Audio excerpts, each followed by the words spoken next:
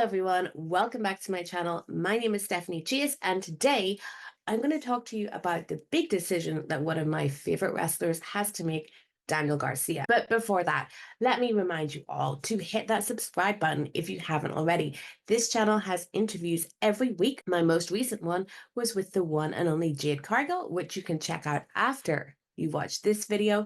I've also recently had Roxanne Perez, Michael Oku, Deonna Purrazzo. They're all up there for you to enjoy. Also, give this video a like and leave a comment about where you think Daniel Garcia should go. That really helps me. I also do impromptu live streams over here. There was one just last week.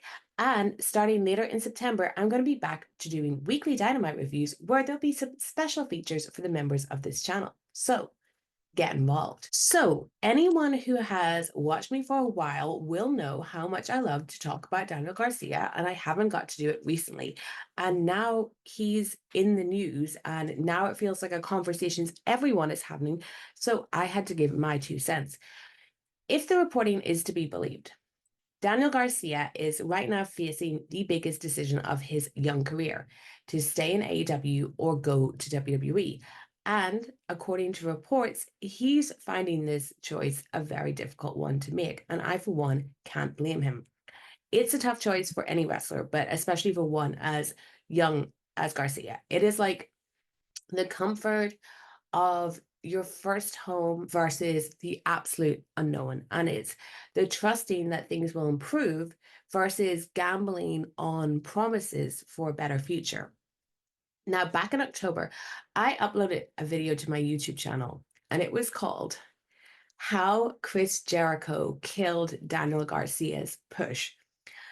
And I watched that last night before recording this just to give myself a refresher. Now, in this video, I'm going to go into everything with AEW, the pros and the cons, and everything with WWE, the pros and the cons. But that was wild to look back at that video and the stuff that I was talking about and the stuff that actually happened to Garcia during that period. Now, I ended that video by saying that something along the lines of perhaps Garcia should go to WWE/NXT when his contract comes up. So that was 9 months ago, I was saying that.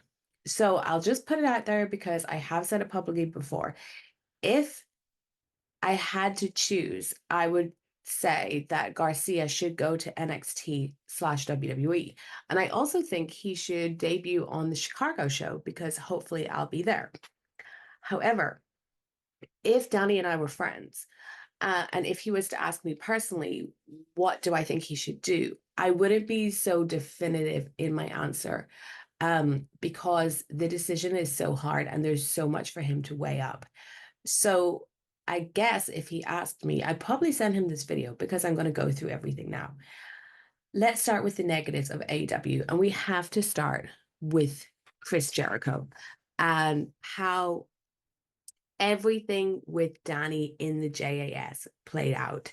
So the wildest thing for me with the whole Garcia JAS storyline was at the beginning when Daniel Bryan wanted Danny Garcia, who of course seemed like a better fit for Bryan. And he was like fighting Jericho for custody of Garcia, and the crowd would chant, "You're a wrestler." And Danny felt like he had real momentum behind him then. But what they did was, in my opinion, one of the wildest choices, like bad storyline choices that AEW has ever made. Because Garcia ended up choosing Jericho, which fair enough. But he did it in Canada, in Toronto. And that was a very different Toronto because that was a Toronto before I lived there. But he did it in Toronto where Jericho was seen as a babyface. So the crowd cheered his decision. So all this momentum that Danny had of people chanting, "You're a wrestler," wanting him to go with Bryan Danielson, he, in that moment, didn't even get the proper heel heat for choosing Jericho. The crowd were like, yeah, we choose him too. It was either a very dumb or a very selfish decision, probably a bit of both. I think that the decision was probably made by Jericho, and it was both dumb and selfish on his part.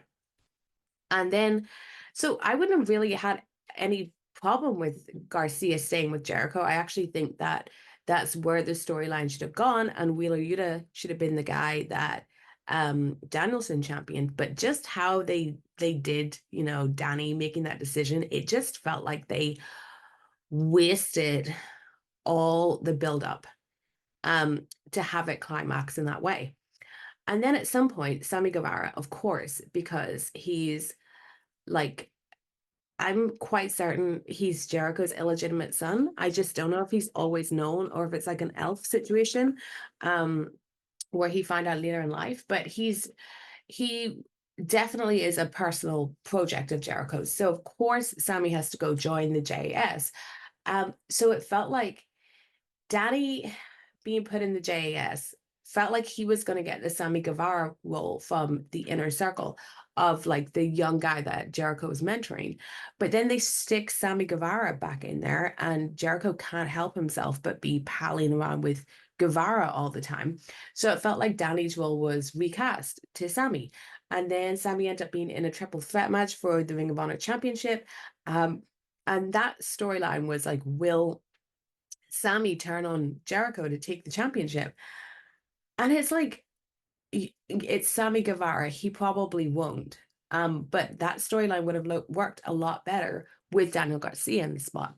So I'm kind of retreading a lot of what I said in that previous video. When it comes to, so I think that the argument of Sammy being in the JS and being with Jericho, the argument will always be from Jericho himself and other people that Danny needed to have like personality brought out of him. And that personality was brought out of him through the dance. And yes, the dance got over. Can't deny that. But I think a lot of the time, and you see Jericho do this with people where he feels like he has to bring out a personality in them. And he looks back on his own career when he was young and like when he was in WCW. Now, Danny is too young to have been watching WCW at the time when Jericho was a cruiserweight, became television champion, all of that. But luckily for Danny, I am not too young for that. And I was watching. And I think the big difference is if you take someone like Danny and you say, like, do this daft dance, it will get over, that will bring out your personality. The difference between that and some of the pure comedy that Jericho used to do, and if you haven't watched his WCW stuff, like he did loads of skits and stuff, some of them were truly funny, others were hit and miss, but a lot of what people remember about him in WCW was how truly funny he was. And but he wasn't doing it as like part of a faction, where he wasn't in the NWO doing this, right? So he wasn't in a group where he could be pigeonholed as that guy. And he was also basically leading a division, the cruiserweight division of WCW. And he was holding championships and all that. And the crowd really saw something in him that wanted him to break out into the heavyweight division where all the main players were. And he never would. He ended up having to leave and go to WWE. But I think he sometimes like transplants things that worked for him back in the day onto these good young guys, and it just doesn't because they're not in the same situation. I don't think that Jericho would have got over to the way that he ended up doing if he had been paired with, like, I'll not say Hulk Hogan, that's like probably too far, but I'm trying to think of a guy that was like a little bit older. Like if he had been paired with a Savage or Sting or even like a DDP who was older than the rest of the roster, I don't think he would have gotten over in the way that he did. It's like Sammy Guevara has never been able to be his own man in AEW, and it's really hampered him. Right now, he's gone away from the Jericho Vortex, and he's now winning a tag title with Dustin Rhodes, which congratulations, but again, paired with another old guy. And I think, a cunning thing that Jericho's done is he's reclaimed the term Jericho Vortex, um, in a way where he feels like if he calls it out, you can't use it against him, but like you absolutely can. There's a Jericho Vortex that people can't get out of. So I think that the dancing and all that really pigeonholed Garcia into a lower mid card guy.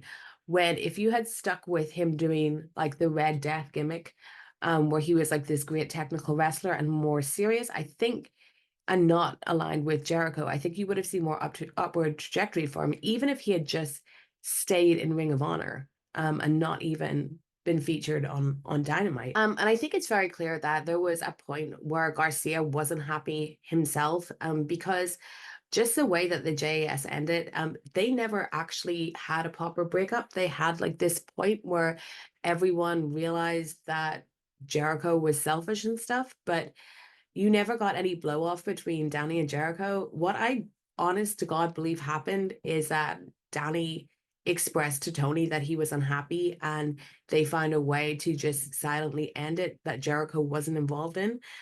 Which if Danny was able to like go over Jericho's head to Tony to express this, then good for him. Ask Santana. Um, so I think that, yeah, something like that happened because like their ending was so weird.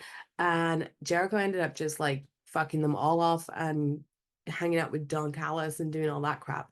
So that was weird. And then we had the Jericho Cast Off Society where Danny was left with Daddy Magic, who Daddy Magic is a great performer.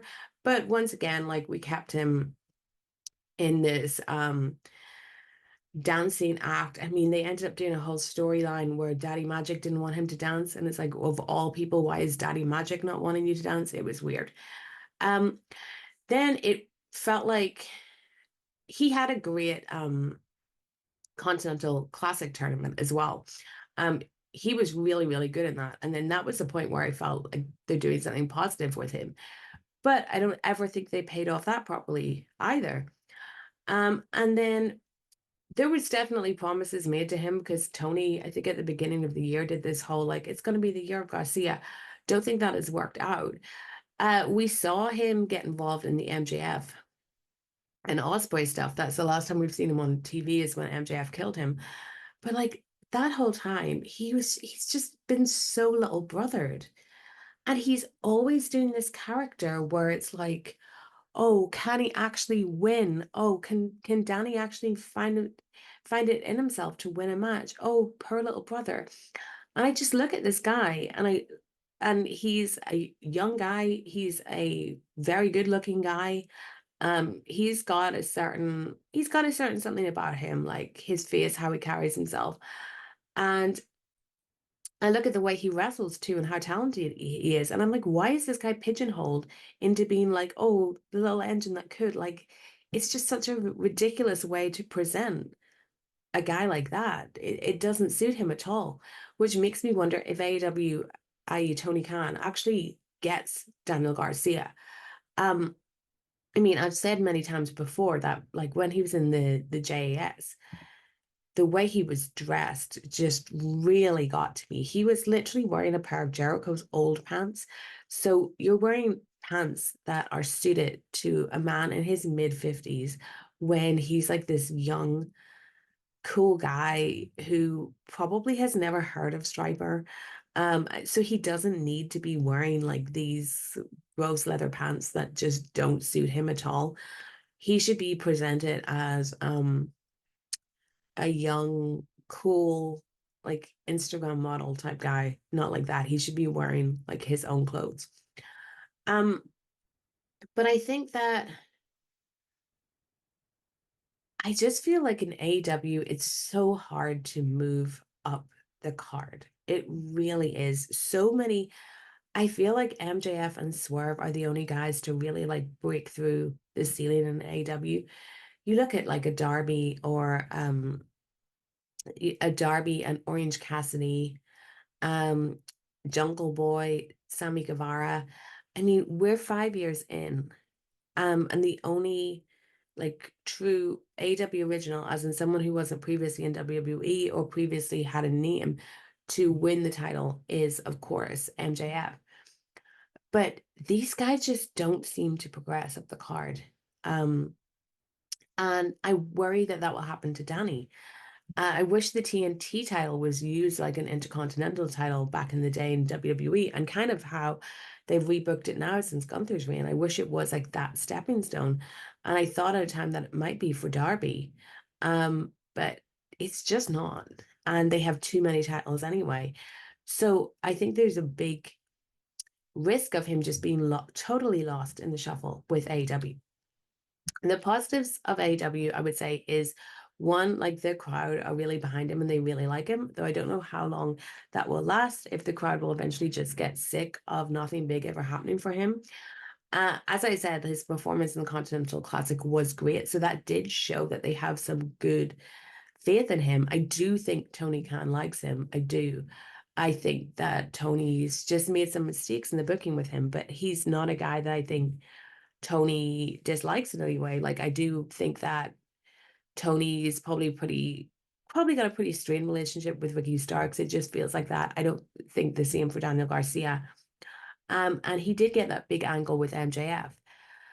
But do I truly, truly believe that, like, if Danny resigns, he's going to come back and like destroy MJF and um take his title and just come off really badass? No, I think they're going to do like another little brother thing where he's having to be built up and mentored by people that he just doesn't need. I would honestly rather this guy be presented as an like arrogant asshole than have to feel sorry for him all the time when I don't feel sorry for him. I'm like, wow, you're super talented, you're super young, you're super good looking. Why would I feel sorry for you, you know? So that feels like I didn't say many positives to AEW, but I guess like I guess the positive is that it's so familiar and that there's always the chance that the booking will get better, but I don't know if we've given it too many chances. NXT. Okay, what are the positives of him going to NXT? Firstly, I think that they want to prove with people they've taken from AEW, they're going to want to prove that they can do a better job with them.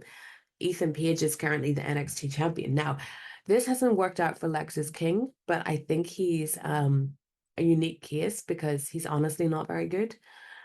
So Danny will have a way better shot than Lexus King. But like they're featuring Shawn Spears a lot too.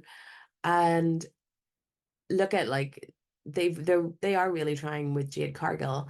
And I do think CM Punk likes Danny and CM Punk is there. Um NXT is doing a relaunch on the CW. That's the show I was talking about in Chicago. I think Danny is pretty perfect for the CW. Couldn't you see him as one of the serpents in Riverdale? I'm only joking, but I think he's perfect for what they're going to want to portray on that network. They're going to want to look like this young, cool brand. And I think that Danny just has that in his face and his attitude and his look and everything. And I think that his style of wrestling would really get over in NXT in that smaller crowd as well. The NXT roster is also less crowded than the AEW roster, so I think he'll have more chance to shine because the NXT women are pretty crowded, honestly, but the men, not so much.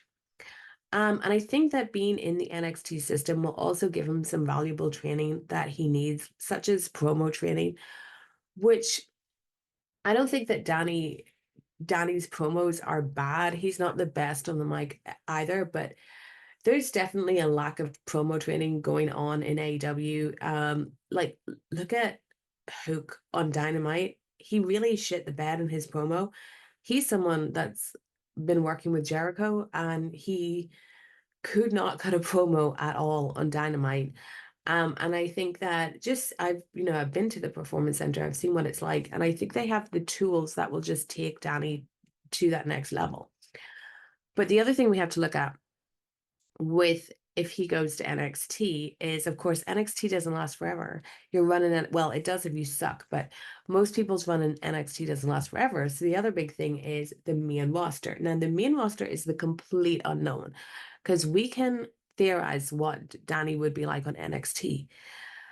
But the main roster, I'm not so sure. It's way better now than it would have been in the days of Vince McMahon. And I will say this, if Vince McMahon was still running the show in any way, I would be telling Danny to stay in AEW, but he's not. So you see with someone like Tiffany Stratton and Braun Breaker that um the main roster is prepared for them and they've got somewhere to go, and that's really great. Carmelo, not so much. But you just don't know how he'd be used in the main roster or like where he'd fit in and if his style will get over in the main roster. So I think like this scary idea is not going to NXT. I think the scary idea is eventually you have to go to the main roster. But then when you look at the guys they have in the main roster, like a lot of them are like there's guys on the older side at the top, and they really do need to build up this younger talent. Even someone like Damian Priest is like well into his 40s.